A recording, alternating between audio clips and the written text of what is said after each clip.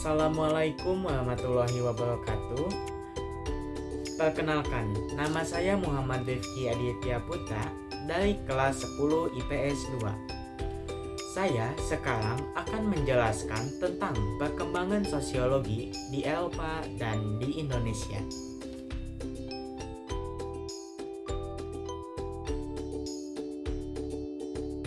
Pertama-tama, saya akan menjelaskan tentang perkembangan sosiologi di Eropa.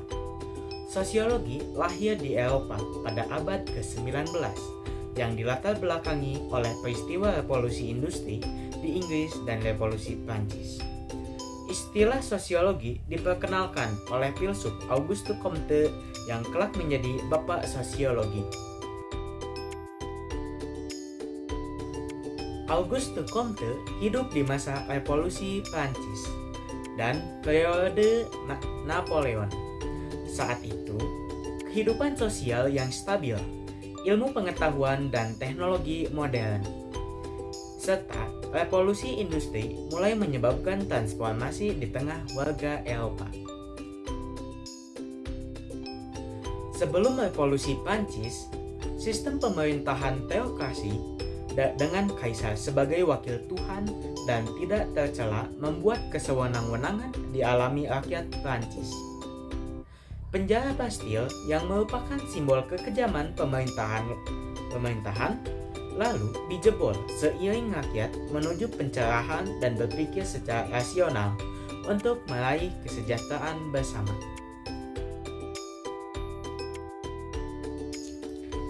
Sementara itu, revolusi industri di Inggris membuat orang di sekitar daerah industri mengalami peningkatan ekonomi. Sementara orang daerah berkekurangan. Comte berpikir bagaimana kesenjangan tersebut dapat diperkecil dan ditiadakan. Menurut Comte, banyak orang Eropa saat itu kurang percaya diri dalam menetapkan sentimen dan keyakinan, atau hal untuk mengganti sentimen dan keyakinan yang sudah ada. Masa revolusi tersebut menurutnya sangat menentukan bagi sejarah manusia, termasuk di Prancis dan keseluruhan Eropa. Ilmu yang bertugas mempelajari perkembangan masyarakat dan dampak yang ditimbulkan oleh perubahan sosial itu disebut sosiologi. Dengan demikian, sosiologi lahir di Eropa pada abad ke-19 yang dilatar belakangi oleh peristiwa revolusi industri di Inggris dan revolusi Prancis.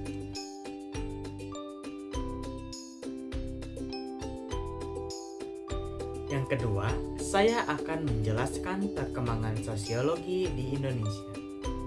Sosiologi di Indonesia telah dimulai dengan waktu yang lama. Pada masa Sri Paduka Mangkunegoro IV dari Surakarta, terdapat ajaran Ulang Reh yang mengajarkan tentang tata hubungan antara para anggota masyarakat Jawa yang berasal dari golongan-golongan berbeda. Dalam ajaran tersebut, terdapat banyak aspek sosiologi, khususnya pada bidang hubungan antar golongan. Selain itu, Ki Hajar Dewantara, Bapak Pendidikan Indonesia, juga telah menyumbangkan sosiologi dalam konsep-konsep tentang kekeluargaan dan kepemimpinan. Praktik dari ajaran ini diterapkan dalam organisasi pendidikan taman siswa. Kala itu, sosiologi belum dianggap sebagai ilmu yang penting untuk dipelajari. Akan tetapi, hanya sebatas ilmu pembantu untuk ilmu pengetahuan lainnya.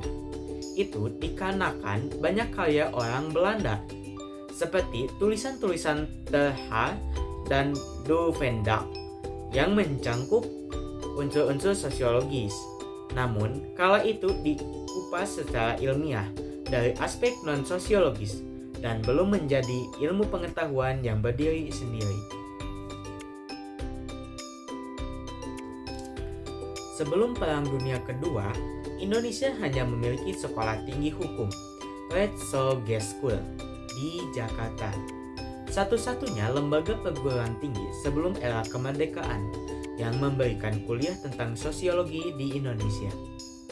Berhubung belum ada spesialis sosiologi, baik di Indonesia maupun di Belanda, maka para pengajar kala itu tidak berasal dari latar belakang psikolog.